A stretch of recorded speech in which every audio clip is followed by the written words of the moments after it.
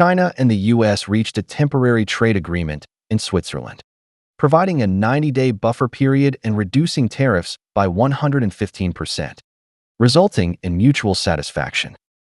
On the U.S. side, having previously imposed higher tariffs on China with an overall rate of 145%, the temporary agreement lowers tariffs on Chinese goods to 30%, while China reduces tariffs on U.S. goods to 10%.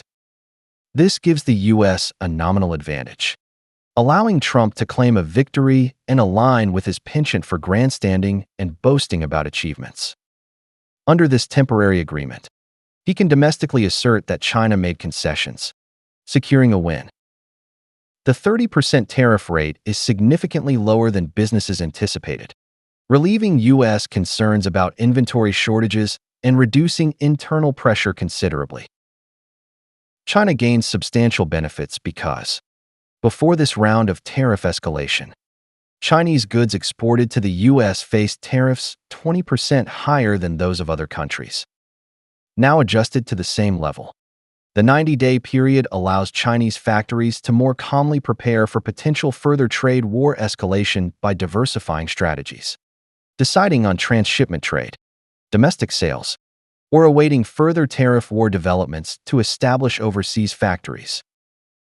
As this is a sudden event and the video was made on short notice, I will not delve into detailed analysis of subsequent impacts, but will continue this channel style with a simple prediction and analysis. 1. The 90-day buffer period may not proceed smoothly. Trump's negotiations with China stem from the unsustainability of his tariff policies, which caused significant panic and dissatisfaction in U.S. society. His tariff hikes far exceeded expectations, and most U.S. businesses were unprepared. The U.S. had to reach an agreement with China to avoid social order collapse due to shortages. However, Trump believes he made only a minor mistake and remains inwardly unconvinced. The U.S. may use these 3 months to stockpile goods, pressure other countries into signing agreements more favorable to the U.S., and then focus on confronting China again. Therefore, the next round of tariff wars is likely to continue this year.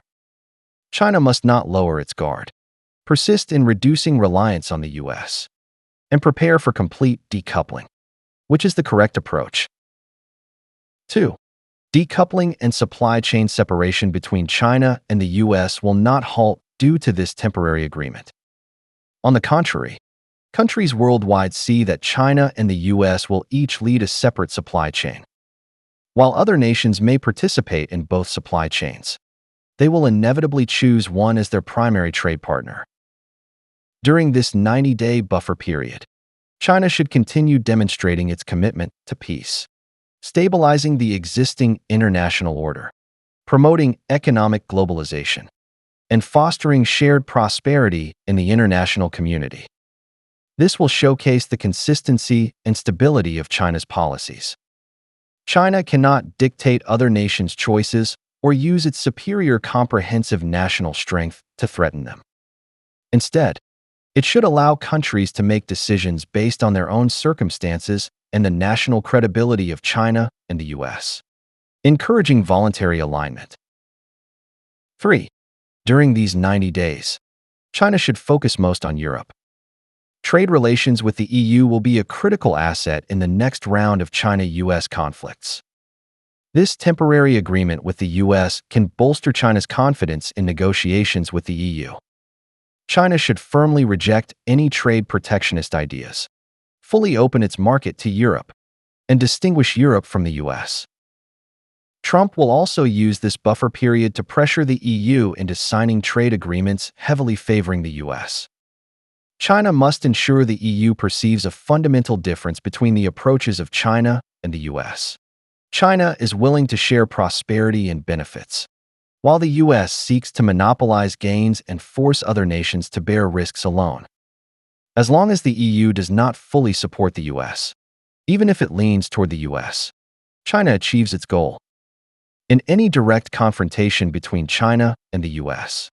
has no chance of prevailing. 4. China should seize this opportunity to warn and discipline countries that follow the U.S. in imposing blockades and containment against China. Selecting a typical case for punishment. I suggest targeting South Korea. South Korean companies not only fully comply with U.S. bans on China and actively cooperate, but also resell China's restricted rare earths, rare metals, and sensitive components to U.S. firms. China can warn South Korean companies or impose reciprocal sanctions. Any South Korean firms participating in containing China should be banned from entering the Chinese market and prohibited from purchasing any rare earths or other restricted goods from China. China could even impose a blanket ban on sales to South Korea, striking its economy. China must demand clear answers from South Koreans about why they assist the U.S. in undermining China. If they act against China, they must prepare for China's retaliation. Against U.S. lackeys like South Korea, China must show no leniency and ensure they face severe consequences. Chinese tech companies should also intensify competition with South Korean firms in all areas where South Korea is strong, fundamentally weakening its economy and eliminating its ability to threaten China, forcing South Korea to behave. Otherwise, more countries may emulate South Korea and aid the U.S. in blockading China. Canada has already experienced the consequences of following the U.S., and now it is time to teach South Korea a lesson.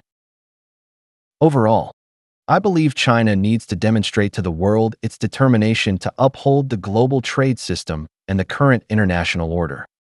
While the U.S. pursues hegemony, China should advocate for shared prosperity.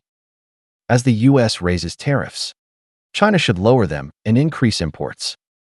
Enterprises that grow in open markets are the most competitive.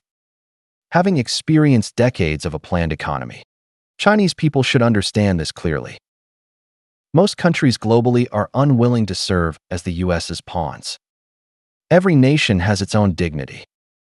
If given the opportunity to act independently, prosper through trade with China, and earn respect, why would they choose to grovel before Trump?